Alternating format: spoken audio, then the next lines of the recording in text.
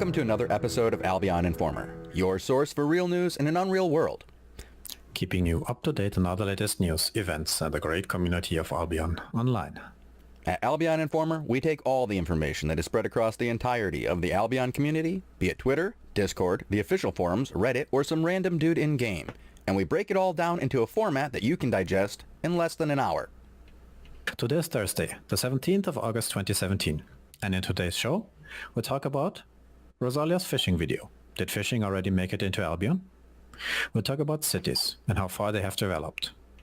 We look at the Black Zone progress of guilds, who's catching up to tier 8, and we talk about the state of the game. Where are we 31 days after launch? And we end the show on a little bit of a discussion on where both of us are recently, progress-wise and in other terms. But first, it's time for the Midweek Gold Watch. Daily gold prices have climbed up to 270 silver per gold at the time of this recording. This is a steep increase from last week, where we saw prices just breaking the 200 silver mark. Today marks the 31st day since Albion was released. People had been speculating in the past that once we cross the 1 month after release timeframe, gold should go up, because people in theory need to renew their premium time. However, since everyone received 14 days of free premium as compensation earlier this week for the DDoS issues, I'm not so sure if those effects are already impacting the gold price or not. Another worthwhile mention for those concerned with the gold price development is the following. The next auction cycle for the plots in Carleon and the other cities will start next week. That is the week between the 21st and the 27th of August, for those who are curious. But that's the Gold Watch for this week. Shozen, are you buying or selling this week? I'm buying, but I am paying more attention to the daily trend to see when I should buy, and instead of just buying all the time, I am kind of trying to make buy orders. Though, if I've noticed, like, the last daily trend was, I missed out on that because there was a huge spike, and I ended up paying a bit more the next time I bought because I didn't realize it was just going to keep going up. I mean, it was a big spike. It went in a day, really. It went from, like, what was it, 220, 227, and then it went all the way up to 270 in just a day. And I was trying to, when it was around 235, I was trying to get it, a little bit lower than that, because I was like, this seems a little high, and I was trying to get it at, 230. And then, I was just playing the game for a while, and I was like, I haven't gotten a gold buy. This seems a little weird. And I look over, another 40 silver up. Boom. And I was like, uh-oh. Let me just... And I ended up being able to get it for like 265. So. So you are not exactly convinced as where the price will go as well, up or down? Right now, this week? Do you still think it's up? I do think it's going to keep going up overall. Like, I don't think I don't like to see this as an aberration, like that next week we're going to be down at 200 again. I just don't think that's going to happen. And I do think that we're going to see things that, by the time we have this conversation next week, I do believe it'll be over 300. What do you think, Bogul? I'll get back to you on this next week. No, I'm asking you to make a prediction here, man. You keep watching this. This is probably. Yeah, I'm putting you on the spot here. Probably? Probably. Okay, yeah. So we both think it'll be over 300 by next Thursday, whenever we get this thing out next week. Watch me and Bogul both wait an extra day. It's at 299. 299. Let's start the show, huh? All right. Shall we? All right. So that fishing video, we were talking about Rosalia's fishing video. If you haven't seen it, it's pretty amazing. Is it fishing? Did fishing make it into the game? I guess it's like fly fishing, really. Because he's like kind of like whipping it out there and then snapping it back, and he catches a big one, and then you kind of like throw a net on the guy and then reel him in real quick. And wait, a guy? Oh, a fish. Big fish. Sometimes you get big, fat, hairy fish on an ox. I think we have to explain this now, Shozen. Who has to explain what, man? There's a Fishing. video. Shows 30 minutes of fishing. Okay. We will link it in the show notes for you, and you can watch yourself. I watched the whole thing. Like I did clicked too. it. Oh my gosh, I've watched it a couple of times. No, this thing is okay. Let's go a little bit more into a little bit maybe. I mean, do we want to tell people what it is? Yes. Okay. Yes. Do it already. All right. So he takes the Spirit Hunter spear. It's in the Hell artifact, and we use harpoon. We grab the guy. Then you take a what is the armor there? The Grave Guard? The Grave Guard? The Grave Guard, yeah. And the Grave Guard has a chain that you can latch onto somebody, and you can run up to 30 feet away, or 30 meters away, sorry, and it'll pull them towards you. And while we do that, we drop the bear trap. Well, his whole video is of him. I only got to do it with him for a day. It was a blast. I got to check it out. He's a really good fisherman. I got to play the netter. I didn't have a spear. You know, that thing is expensive. Roselia's made sure to buy them all. Yes, if you want to get a fishing pole, you're going to have to buy it from Roselia. That dude makes a video, knows it's going to get popular, and then buys up the whole market first before he releases it. Well, this was well, I would like to say this is a response to the demounting issue, but this guy was thinking of this from before release. You know, he's very smart when it comes to coming up with unusual builds that take advantage of multiple things. And what he does here is he will stand on the edge of a territory that he owns, hit you with harpoon, which stuns you and pulls you in. And as he's pulling you in, he will hit you with the Graveguard armor leash and then sprint away and drop his own bear trap and then start beating the crap out of you with his spear. And generally he can stun you, demount you, and kill you. Oh, but by the way, he's going to get a lot of help from those guards. The 4 guards that he pulls you into are going to murder you pretty quick. And it's a lot of fun. And you guys can try it too. It's not hard. And there are other ways to pull this off. You just need a little bit of coordination. I guess the only problem is having a territory, right? Yeah, you got to have a territory. So, but you don't even need a black zone territory. You can use one of the red zone territories very easily. You just have to find a place where there's a little bit of traffic. And you can just pull people out. It's a lot of fun. And with the limits to different styles of PvP in the game, it's nice to see somebody find something different. Because honestly, I understand the devs' situation or position on non-consensual PvP to a point. But this is a full loot PvP game, has been sold to us from the very beginning as, if you can find a way to kill the expensive squishy guy, you get to keep his stuff. I think the squishy guy just called to complain. Hello? All right. No, I get it. All right. Bogul?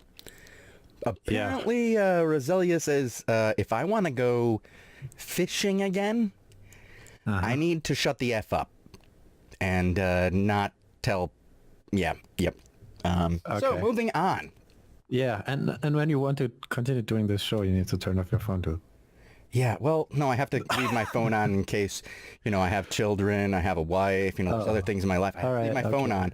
I didn't know that Roselia would be, I have no idea. Jesus. Yeah. Yeah. So,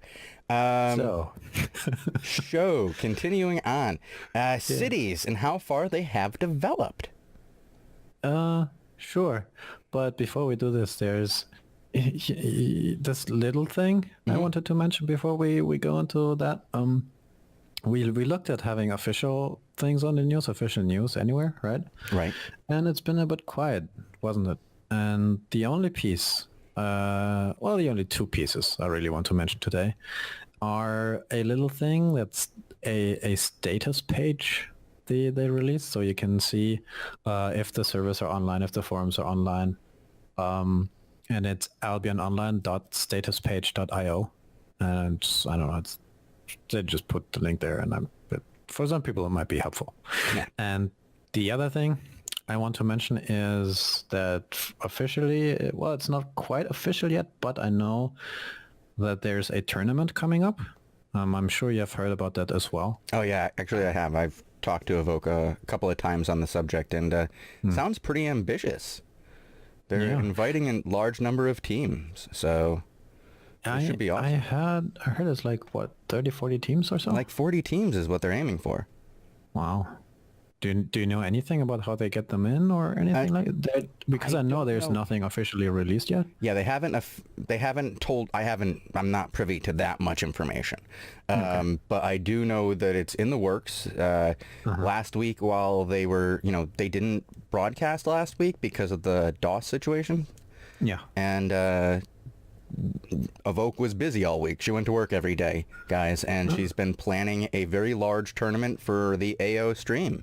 So cool. That should be up, and that should be pretty awesome. I know they're back at it this week and doing all sorts of stuff. Yeah, so okay. Yeah, we're also gonna get some pretty good tournaments. For those of you who don't know, they did an end of beta tournament, and it was really pretty cool. There was some really good matches between some of the best teams, so I'm looking forward to it. The only thing that wasn't in the beta was it was an invite-only tournament, and I think I remember they wanted to find some way to make that different. But yeah, they wanted to find a metric they could use to invite more teams and have like a non-judgment, there's no judgment based. It's just you guys get in because you've earned it kind of situation. Now, I know that part of that was because they want to be able to give away prizes. We talked about this before, they wanted to give away prizes and they couldn't at the time because they were just inviting teams based on, reputation, basically. Okay. Huh. Well, I'm sure they will come up with something interesting, and once the whole tournament thing kicks off, we will cover it here as well, and maybe even get to interview some people who participate. Oh, I'm sure we will. We have a lot of people who want to be on the show, and we've just been so busy that it's even hard to set up the interviews now lately. It's just it's a lot to get these shows out. Well, maybe we'll talk about that in a little bit. But is there anything else? Oh, you know what? There was also another interesting post. Who was it? It was Korn who replied that, yes, the DOS was irritating, but it hasn't impacted them, since, like their numbers are good, right? What did he say? I forget, but he basically just said we're fine with like 10% of the players. Let's not talk about those silly numbers. Yeah. Let's keep all the players, and Though I would say, I'll tell you this: if 10% of the players who played this game listened to our show, I would be happy with those numbers too, Korn. So, and I know what you're saying. You guys have done really well. They're still selling like hotcakes, apparently, and I don't know why hotcakes sell a lot, but apparently they do. Wow. Do hotcakes sell in cities as well? I don't know. I've never seen a place to sell hotcakes. I've never there's, what is it? It's maybe there's no the International House of Pancakes, IHOP. Do you guys have IHOP in Germany? Is it that international? No. See, how can it be the International House of Pancakes if they don't even have it in Germany? I'm gonna get a letter from IHOP. We do have one in Germany. Maybe. Yeah. But I want to talk about cities. I tried to give a segue into cities now. But I have more things to talk about here. But aren't we talking about like the numbers that they had with Korn in that post there? He also said, that they're selling still selling a lot, right? And you made me, I'm so confused. I have no idea where the point was on that one. I'm moving on. Making shows with Shozen. So cities, how far they have developed, Bogul? How hot? What can we say about Carleon? Who's developing Carleon? Who is developing Carleon? That's an interesting question. I know that Nilfgaard has developed their own buildings in Carleon. But others who is actually pumping money into Carleon, that's interesting. But we don't know, really. But we wanted to talk about the cities and how far they have developed. And so we looked at Carleon, we looked at the other cities, and we were curious to see if there's tier 8 buildings yet. And to our surprise, I think, is that most of the cities don't have like full tier 8 buildings yet. The only ones I saw in Carleon are like almost, let's say 6 out of 10 or something, are owned by Nilfgaard, and they're not public. Oh, I know one of them's public. I used the butcher.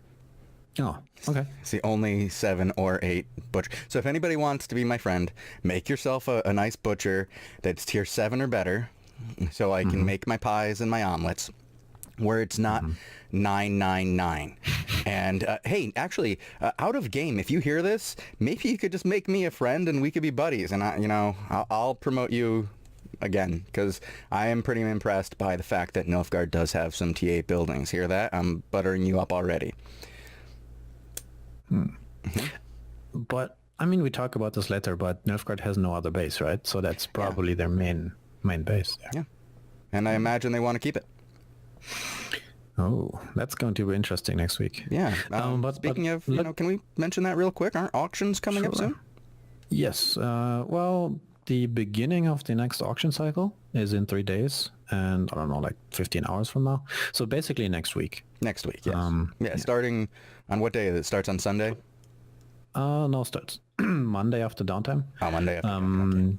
And that's the 21st of August, I think. And that's where people can bid for 1 week until Sunday. And on Sunday, 12 UTC after downtime, only the owners of the plot can bid. And then they have until Monday before downtime to finalize their bids. Mm-hmm. And that's, I think, 12 UTC, yeah. Well, I'm sure that this is going to be an exciting week for Nilfgaard. Not just from Nilfgaard. For a lot of people. For me personally as well. Like, I'm very curious to see how Are you going to try to get a plot? I don't know. I know you got lots of dough. Nah. You want to? Hey, you should buy a tier 6 butcher and upgrade it to tier 7 for me. Maybe you do that, and I'll invest in one of your crazy schemes. So there's a bunch of this show is going downhill real quickly. So there's a bunch of other cities besides Carleon. Now Carleon is the only one. We're going to say this right off the bat. Carleon is the only one with a full set of T8 buildings, and those are Nilfgaard buildings. Yes, and it's currently owned by Nilfgaard as well, the city itself. So we have Fort Sterling, owned by Vendetta. How many tier 8 buildings does that have? 0. Okay. Limehurst, also owned by Vendetta. How many tier 8 buildings? Tier 8 Stonemason, tier 8 Warrior's Forge. What is a Warrior Forge going to do for you if you can't make the metal? Boom. Next question. Fun. Thetford, owned by Gray? Yep. No tier 8. No tier 8. Bridgewater, owned by Zorn. Tier 8 Stonemason. Yeah, it's on the way, right? Get those other ones out there, Zorn. I heard that your buddies Nilfgaard, they have a bunch of T8 buildings. Why don't you? Zorn. Martlock, Maybe also owned by Zorn. Yeah, there's... Okay, you can't share all those buildings. There's this thing called crafting, like each of the buildings has like capacity. Yes, the capacity. I run into this all the time as I craft. Drives me nuts. Maybe. You can't have like 2 big, strong, mighty guilds using the same tier 8 you building. just give it to the crafters. You could just give access to the crafter dudes. Yeah, I guess. And then you can have some GVG teams and then plus. I know. Yeah. But Martlock, also owned by Zorn, no T8. Yep. So we're looking at Carleon. That's the T8 city. Everybody else is playing catch up. But that's what we're looking at around the entire map. We're looking at a game of catch up. We have a few guilds around the map who are tier 8, and then everybody's playing catch up. Bogul, is there anything else besides the cities you want to talk about before we move on? No, I mean, basically the point I was trying to make earlier, that I think the reason why those buildings are tier 8 in Carleon right now is because Nilfgaard are using them as their main base, so to say. Because Nilfgaard don't have a bunch of like black zone plots like the other guilds do. And well, they do. Thus, they didn't on day 1. They didn't on day 1. They didn't on day 2. But now they have a home plot up there which they did have that on day one. They have a number of plots all along the East Coast. But they still, their home plots, well, there's lots of buildings. They are just houses. It's full of houses, and it's full of high-level houses. So all of Nilfgaard has a home there, and can, instantly teleport up there and go, okay, let's get the swords out and go bang on some doors. So they just build teleporter houses and don't even want to bother with moving stuff in and out? Is it not worth it for them? Well, do they not care? Here's the thing, though. If you have the city, yeah, which I imagine makes the most silver out of all the cities, and you, yes, and you have 7 million a day. You have those things upgraded to tier 8, and you can occasionally let other people pay to use them at high prices, generating more silver. You can turn that around into buying more materials that you can then use for other purposes instead of just relying on the return that you get from refining in the black zone. I mean, the 15% from the city isn't that bad as well, right? So it's nice. It's nice.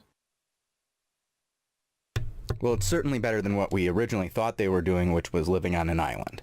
So, it did take us in the beginning, before they started pushing out and like having a larger presence, because their things were, higher tier than others. It was hard to pick out who was who in there. You can't just go, well, I mean, you could, but I'm not going to go and look through and see what every player who owns a building and what guild they're in to find out where Nilfgaard is hiding its buildings. But now that we know, they are clearly, building up Carleon to have the T8 buildings, and they own a lot of them in Carleon. Now, there is a couple that could be owned by somebody else now, because it has been changing the last day a little bit, and a couple others popped. So yep.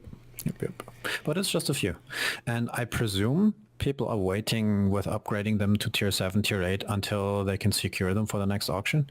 So they don't want to pump like 4, 5, 6 million into upgrading to tier 8 and then having to pry that additional money during the auction. Right. So I think that might be a reason there. So I know I wouldn't want to, and I know a couple of them have popped to 7 recently, but I'm still waiting for another butcher to pop to tier 7. All right. You looked at the I look every day. Butchers, did you? Yeah, I did look at the I look at the butchers every day too. I look every day. 999%. I mean, come on, out of game. Come on, man. I'm your friend here. We're buddies. So I've noticed Nilfgaard up. I've been looking at all the maps over in the black zones. So, I check those out on a near daily basis to keep apprised of the war. But I also try to keep apprised of who's getting what. Now, not all the big guilds are T8. Yeah, there are a few. Money Guild is T8. They're full T8. Tea Party for a long time. Yeah, and they've been that way since week 1, guys. Come on, somebody's gonna catch up, right? Tea Party, mostly T8. Chicken Kiss. Now, always impressed by Chicken Kiss. Almost T8. Completely. I think they're missing one. The Warriors Forge. Maybe they're the ones who own the one over in, what is it? What's the one though? Somebody Limehurst. Yeah, that's the one. Yeah. T8 Warrior Forge and no 4. I hope somebody has that on their guild island, but please. Where was I? Chicken Kiss. Yeah, almost full tier 8. Echo of Shiro is tier 8. They're the only other ones who I can say are really full tier 8 with Money Guild. Then we have Gentleman, tier 8 refining. Infinite, tier 8 refining. Vendetta, tier 8 refining. Hammer and Sickle, tier 8 refining. And then we have those guilds that are still tier 7, and still working on it. Conflict, Exertion, you guys, come on, pick it up. What's tier 8 refining mean? Is it tier 8 refining means that buildings? The 4 refining buildings, they have those ready to go. Well, 5, because they have their stone, and they have their ore and their cloth and their leather and their wood, and they're all set ready to go. Okay. And there's a lot of other guilds that still have that tier 8 stone, but I don't that's not tier 8. That's pretty easy to get. You got to start having some buildings up before I'm going to mention here, in tier 8s. So I think in the next 2-3 weeks we should see the rest pop. Maybe once people figure out how to fight, like for those tier 8 resources. You mean like going in there and like assaulting the territory and taking it out? I have been waiting for this part of gameplay to finally properly start. Yeah, on a large scale, like raiding, territorial raiding, where you have groups that specialize in raiding and annoying other guilds, and by taking their tier 8 resources at spawn time. Mm-hmm. The problem though is that you need, tier 7, tier 8 tools to do that properly. And some of the PvP groups that are really into that potentially don't have the gatherers who spent the last 4 weeks trying to get to tier 8. So I don't know. There has to be some kind of synergy to be found where you say, all right, we're doing this as an event, and we're going to annoy, I don't know, Nilfgaard or Chicken Kiss or Gentleman or whatever, and just steal some of their tier 8 stuff. Yeah, I mean... Are you tier 8 yet? Me? Yeah. No. No. See? So, me neither. So both of us, and I assume a lot of the server population as well, isn't even to that point yet, so I don't know. I'm just anxious to see that happening. I hope it does. I really... Yeah. I'm wondering if SBI has... they do have their plans. Things that are going to be coming soonish. We have heard a little bit about what to expect soon. They did say that the patch is going to contain quality of life for guilds. Some very basic things. We're going to get those, like the ability to see when your guildmates were last logged in. Really? I think that should be held for a rank, though. Like, somebody in a specific rank should be able to see that. I don't want everybody to know when the last time I was logged in. Too many spies and murderers around. They're freaking everywhere, man. Asking me for screenshots. That assassin fail. But so good. Yeah, actually, his buddies have contacted me, and we've chatted a little bit about how funny that all went down, and they enjoyed being brought up on the show. So we have a few fans. That's good to hear. Yeah. And, yeah. State of the game, you were talking about it. I mean, we are waiting for a patch. Mm-hmm. We've seen that stuff kind of has been quieting down. People are actually able to play again after that DDoS debacle in the last 2 weeks. We have somewhat of a stable game. We have new queues. And most people should have a pretty okay game experience right now, right? Yeah. I mean, the only thing is that sometimes you don't see people in the city, and then sometimes you do, and when you do, it starts to chug. And I haven't been involved in a lot of big PvP battles in the last few days, because most of the PvP I've done has been smaller scale. Mm-hmm. People tell me it's laggy still. Yeah, that's a problem. Yeah. So I do want to see... that's one of the... I really want to see more of a... We could call it mid-scale, that 20 to 40 player versus 20 to 40 other players battles, because that's where really this game excels. But right now, the day-to-day has been working. There's no... It's a stable working game. And it sounds like the devs are taking a little bit of a rest for this last week. Like I said, the only things I've heard about in the last week are really... Korn saying that enough people are playing, and that the DDoS didn't hurt their numbers. I mean, they're happy with their numbers, which they absolutely should be. Yeah. This game did better than any of us expected, who were, here from the beginning. Like, we didn't, I'm not going to say, like, this is totally unexpected, because I'm going to be honest. Bogul and I had talked about this, that we thought they could hit these numbers, in our predictions, and I'm happy to see it, and I hope that the first and second content patch do enough to start a second level of hype train, because they add another level of gameplay. Because I'm going to keep saying it, guys, I want to see more of this, let's say it, like sub 100 people battling each other, so that it works. Because if this game can only accurately, or not accurately, give us a sub 100 person battle with high quality, give us those battles in high quality somehow, because I love those fights. I love those 20v20s. But the idea of getting the lockout from these big battles is boo-hoo. Don't like it. Boo. But if I can, do a 40 versus 40 on a daily basis, I'll show up to that every time. But right now, when I get into a group with, our large-scale PvP situations, which are generally taking war camps and holding them for the hour, nobody shows, or somebody shows and they just have fewer number and they run away. If we can get some kind of way to have those cool, balanced, large PvP experiences on a regular basis, you should do city battles. We need to get... You should find any guild who wants to invite Bogul and I into their city battle defenses, Nilfgaard, Vendetta, whoever it is, Grey, whoever owns a city and wants to invite us to join for a day, we'd love to do it, and we'll report on it on the show. So give us a merc spot and we'll fight for anybody. I'll bring my own gear. I don't know if Bogul has any gear. Hey, I do. What are you? Hey, you said I'm making a lot of money. You have a lot of money. Have you turned any of that into gear? Gathering gear. Okay, and so moving on to the rest of the economy. So we heard about some tier 8 items being sold the other day, and Lowy. I'm happy to see that people are selling tier 8 stuff now, and then they are slowly entering the economy. People have slowly, come to a point where the odd dude who specialized in tier whatever, or rather in armor or weapons, is at that level where he's pumping out, tier 8.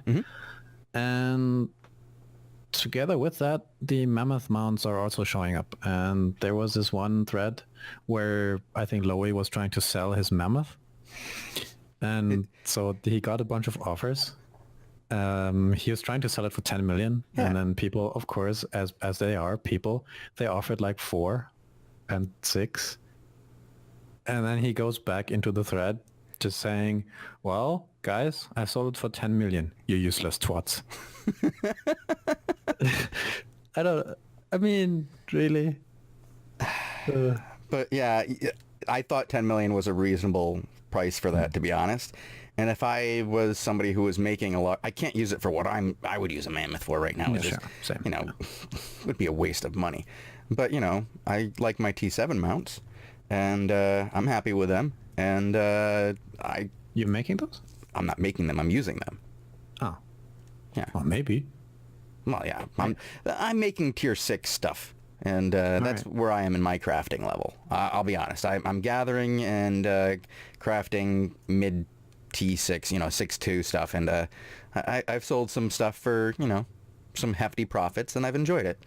But, it's time invested, and, you have to put the time in to gather it, and you have to choose to say I'm not going to use it. Also. I could, but it's not as, I don't know. Okay. I got, everybody's got their way of playing the game, right? And some people like to focus on just gathering, and some people like to just focus on crafting, and some people like to focus on just fighting. I like to, in a game like this, now I know this is going to, slow me down a bit in one or two areas, but I like to be able to wear what I can craft and gather what I craft and make them all about the same level. And right now I can wear T7 and I can craft T6 and gather T6, and I'm happy there. So you're about self-sustaining then? Or? Yeah. Oh yeah. A long-term self-sustaining. Okay. Yeah. Well, I'm differently. I like to purchase as much as I can from the market and deal with the market as much as possible. So I don't have to go out and gather all the stuff. Like I can make my armor and I can make a bunch of things, but there are so many items right now, and everything I need is available to me for a silver price. And I can find other methods to have a higherly hourly rate of generating silver than gathering it myself. Yeah, I'm going to be honest. I think you make more silver than I do. But you know what? I don't have to run by the shinies. I can stop for them. Ooh, I'm gathering stone. There is no... All right. But I hate running... You know what? I really hate running by a purple. Like, if it's a purple that I could wear, and I'm like... And you can't pick it? Yeah, I can't pick it. It makes me so mad. Like So over time you have to get every single tool to... No, like 3. 3 tools will be happy. Okay. I have, you know, 1 tier 6 and 2 tier 5s. So, you know, Yeah, it's good. That's progress, no? it is progress. It's a kind of You got progress. to play. Huh? Huh? You got to play at least a bit if you Yeah, have I that did. many tools. Yeah, I did. And what I like, some people like to gather and just gather, but I like to gather as the point in the game where I can just hang out and relax. And like I'll watch a movie with my wife while I gather and, you know, kind of level it up. And it's fun for me. But when I craft, I can't watch a movie and craft. I'll just end up making the wrong stuff, wasting a lot of silver, losing, you know, the focus is all used wrong. It's terrible waste of time. Same thing with farming. If I farm and do anything else besides that farming for the time that it takes, I waste so much time.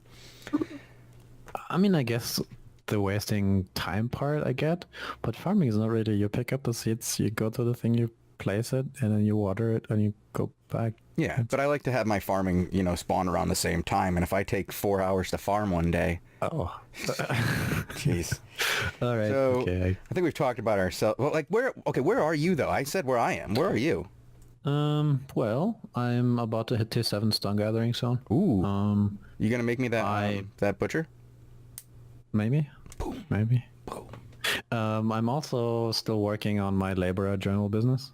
I have access to a lot of islands, and I put a bunch of houses there, and I'm trying to get people to sell me journals, either crafters or gatherers, who just, you know, keep the journal in the inventory and then fill it while they do what they do. And then most people don't want to invest in the infrastructure to build up, you know, 5, 10 houses for themselves, so they can run and get the returns on the journals. And so I've been trying to, you know, get partnerships, make friends, and ask them to just sell me those journals. And I give you a cut of the return if you sell me that journal, and I'll process it for you. And then you don't have to deal with building up your island or investing into stone to get, you know, the house and the furniture and all that stuff. And then we both can walk away happy from that, I think.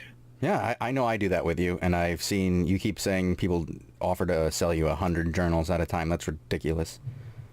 Yeah, well, I do this 10. one dude yesterday was like, hey, I need to push a few crafters. I'm like, okay. So, what can I give you 2,000 journals tomorrow? Huh? Sure. That's a lot of Yes, no. journals. I mean, it will take a month or so. Maybe not quite to process, but why not? I mean, it's cool, right? Then somebody who spends a few million on pushing a crafter can get that extra return on pushing it, and thus spending less to push that crafter. And I'm happy to take off the journals off your hands, and yeah. Okay.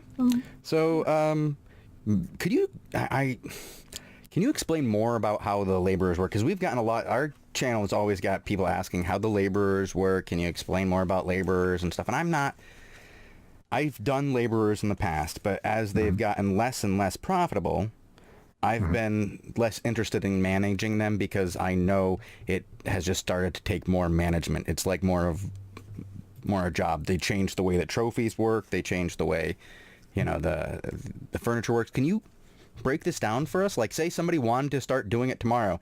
Like, they make pick one and tell us how to do it, Bogul. So they, you know. Okay. So basically, you can fill journals. You have seen them around, and you can fill them by either gathering or crafting. And when you do that, and you have that journal in your inventory, you just fill it up passively with the fame you get by doing that. The question though is how you get those journals and where you can process those journals. How do you get, you know, the full journals converted into resources? And that is happening through laborers. And laborers you can find in the menu of houses. So you can basically hire a bunch of different types of laborers and place them in your house, or any house really. And most people would have a house on their personal island or on guild plots potentially. You could, in theory, also put it in a city, but that wouldn't make much sense. So yeah, you build a house on your island. You hire whatever kind of laborer you want. There is one for each type of gathering, and there's one for each type of crafting. And there's also one for PvE So it's a mercenary laborer, and then you place them in your house. You put in some furniture, and then Well, why do you have can that buy. furniture? What's the point of furniture? It makes them happy. So laborers have a happiness level, and that's dependent on the tier of the house. Well, The tier of the house, the tier of the furniture, and then trophies, the correct? trophies. Yeah. Yep. Yeah. Yep. And usually you have, in the beginning, you have 2 laborers per house, and then once you have tier 5 houses, you can have 3 laborers per house, and that's where it caps out. But yeah, then you have your 3 dudes in your house, you have 1 table in your house, you have 3 beds in your house, and you have like, I don't know, 5 to 10 trophies in your house, if it's maxed out. And then you get a return on your journal based on the happiness. And if you max out everything, you get 150% return for your journal. And at that point for tier 3, I think you're looking at like 90 resources for 1 tier 3 journal returned. Okay. And now I know that they used to have like specialty journals for all of them. And now you're saying, like I talked to you earlier and they said, it was really annoying because, specialty trophies only affected 2 of your guys. And right. I mean, there's 3 types of trophies currently in the game. There's one generalist trophy that makes every laborer happy, like regardless of, if it's a prospector or cropper or gamekeeper. But there's also only 2 specialized types of trophies. So there's one for mercenary laborers, which is PvE silver, and there's one for gamekeepers, which is the leather gathering. And those give the labor dudes additional happiness. But that's only for those 2 types for some reason. And I'm assuming they will at some point implement a specialized trophy for every type of laborer. Well, they used to have them at one point. You could just buy the books.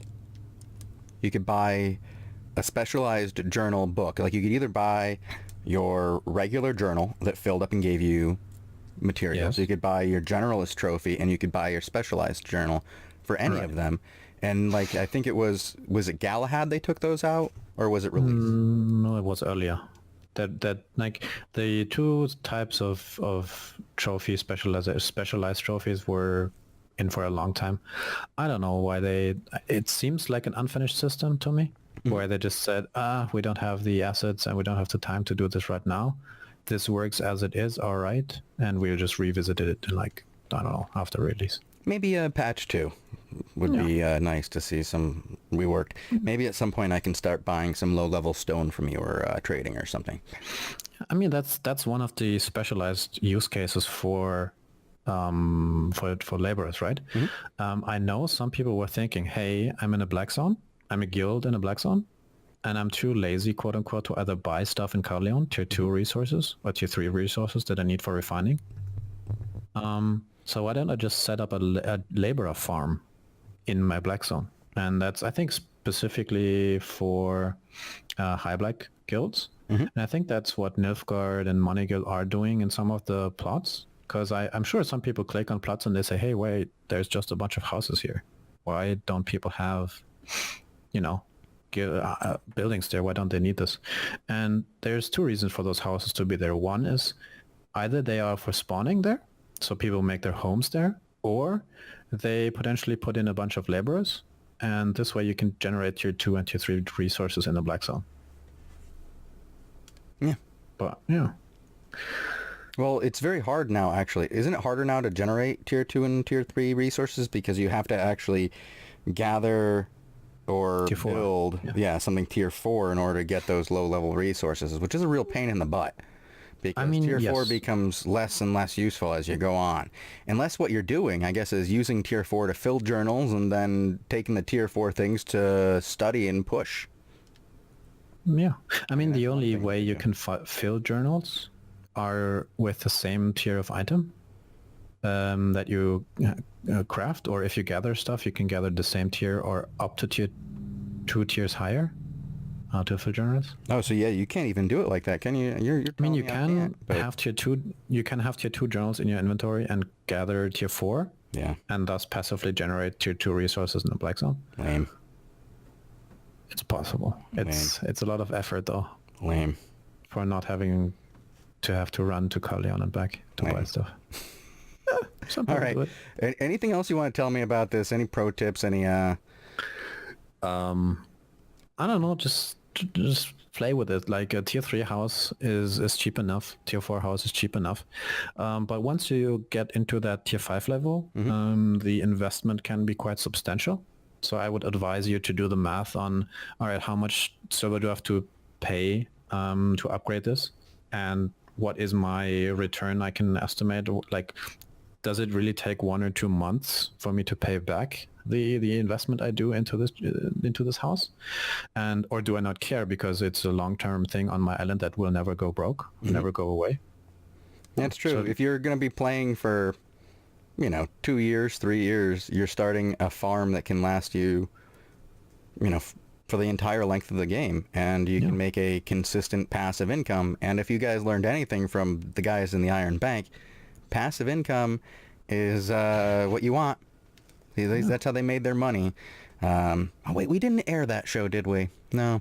They told us how to make money, guys. And maybe in the future, I can turn that around and make a show for you guys. Dun-dun-dun. no, it's secret. I'm keeping those secrets. Keeping for their now. secrets? Keep it secret. Keep it safe. All right, guys. All right. I think that's it for today, huh? Yeah, we talked this one to death. So until next week, guys. Wait, where can you find us, Bogul? Oh, you can find us at albioninformer.com/podcast if you want to listen to other episodes. And you can find us on SoundCloud, which is soundcloud.com/albioninformer. All right. Well, until next week, guys. Don't get ganked. Goodbye.